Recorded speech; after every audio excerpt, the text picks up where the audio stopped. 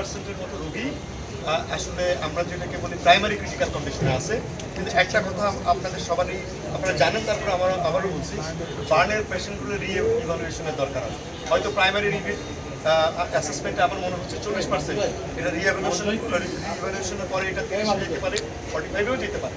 সেই কারণে আমরা এই সংখ্যা তথ্যের যে ব্যাপারটা, সেই ব্যাপারটাতে আমরা বলবো যে 50%-এর বেশি যে রোগীগুলো ভর্তি আছে তারা আমাদের প্রাইমারি ইয়েতে ক্রিটিক্যাল কন্ডিশন।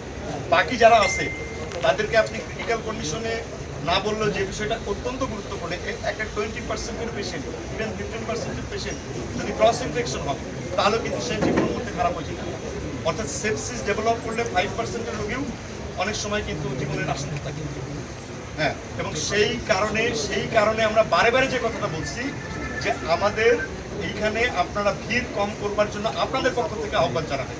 এইটা আমি মনে করি আপনাদের জন্য অত্যন্ত একটা ভালো কাজ হবে। আপনারা যদি কিছু মানুষকে মোটিভেট করে আমাদের হসপিটাল থেকে আমাদের আইসিইউতে এই মুহূর্তে যে রোগীগুলো আছে আইসিইউতে, সেগুলো আইসিইউতে দেওয়ার মতো সেগুলোকে আমরা দিয়েছি। আমরা আইসিইউতে অতিরিক্ত সিটের ব্যবস্থাও রাখা আছে, যদি প্রয়োজন হয় ব্যাপার আমরা অবশ্যই সেটা। আমাদের নর্মাল আইসিইউ ক্যাপাসিটি হচ্ছে 20টা, এর বাইরে আমাদের এইচডিউ আছে যেটাকে আমরা বলি হাই ডিপেন্ডেন্সি ইউনিট। এবং আরেকটা কথা আপনাদের বলি যে এই জিনিসটা আপনাদের পক্ষ থেকে যেন মানুষকে এই কথাটা না বলা হয় যে আইসিইউর অভাবে রোগী হচ্ছে, কারণ আইসিইউটা সব চিকিৎসার জন্য সবার জন্য জরুরি না। সে অপবাদ দেওয়া হচ্ছে না, যিনারা পেশেন্ট মানে যিনারা সচেতন দরকার হবে, যেমন তাদের আর্থনা ছিল যে আইসিইউ সম্পর্কে আমি বলি। এইচডিইউ আর আইসিইউর ব্যাপারটা হচ্ছে যে অক্সিজেন সাপোর্টের জন্য আমরা দিয়ে থাকি, আর ভেন্টিলেশনের ব্যাপারটা একেবারেই আলাদা। ভেন্টিলেশন আমার এখানে 20টা ভেন্টিলেটরি সাপোর্ট আছে, যাদের প্রয়োজন হবে। আমরা এই মুহূর্তে আমাদের ম্যাক্সিমাম রোগী আছে কিন্তু সবার কিন্তু ভেন্টিলেটরে দেওয়া নাই। এই রোগীগুলোকে ট্রান্সফার করা from ICU to HDU, HDU to ICU, অর্থাৎ প্রয়োজন অনুসারে আমরা রোগীগুলোকে যার যেখানে নেওয়ার দরকার সেটা নিই। এটা নিয়ে কোনো প্যানিক হওয়ার কোনো বিষয় নেই। লোকজন যত কম আসবে ততই আমাদের জন্য রোগীদের জন্য ভালো হবে।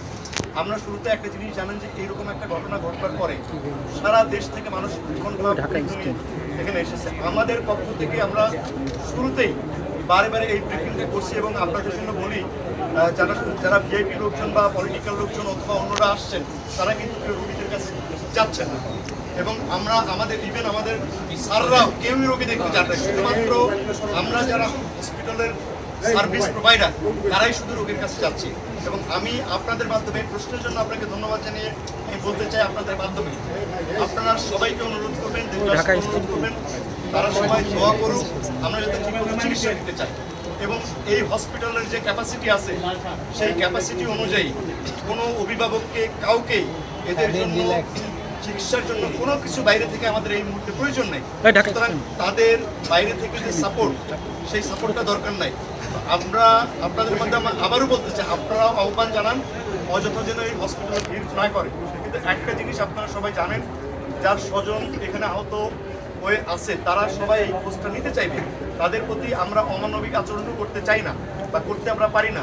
সে কারণে আমাদের যারা আইন শৃঙ্খলা রক্ষাকারী বাহিনী আছে, স্কাউট আছে, তাদের সবাইকে আমরা বলেছি তাদের সঙ্গে অত্যন্ত মানবিক আচরণ করে তাদেরকে বুঝিয়ে বলা তারা যাতে হসপিটালের বাইরে থাকে। আমরা শুরুতেই বলেছি যে বার্নের রোগীদের জন্য নর্মালি প্রথম দিন কোনো রক্তের দরকার হয় না যদি আলাদা ইনজুরি না থাকে। এখানে পিওরলি বার্ন ইনজুরি, সেজন্য আমাদের আজকে কোনো রক্তের প্রয়োজন হবে না।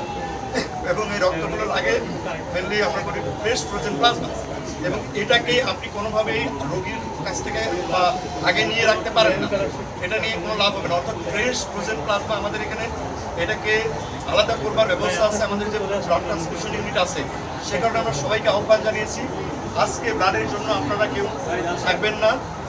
যারা দিতে চান রক্ত তাদেরকে আমরা তাদের নাম, মোবাইল নাম্বার এবং রক্তের গ্রুপ দিয়ে যেতে বলেছি। আমরা ওই সেট আপে আমরা প্রয়োজন অনুযায়ী তাদেরকে ডেকে, কারণ একসঙ্গে যদি সবাই আবার কালকে চলে আসে সেটাও কিন্তু একটা প্রবলেম হবে।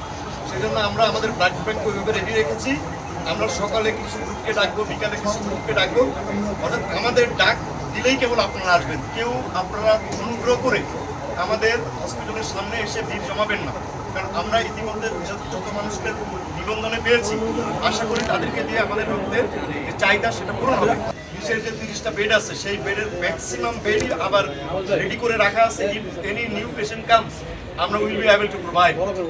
আমরা অলরেডি ডান। রক্তের যে বিষয়টা আপনি বলেছেন, বাইরে আমরা দেখছি গণহারে রক্ত নেওয়া হচ্ছে, এটা নিয়ে প্রশাসন আমাদের আপনাদের উদ্দেশ্যে আমাদের বলা, আমাদের অফিসিয়ালি আমরা কেউ রক্ত নিচ্ছি না।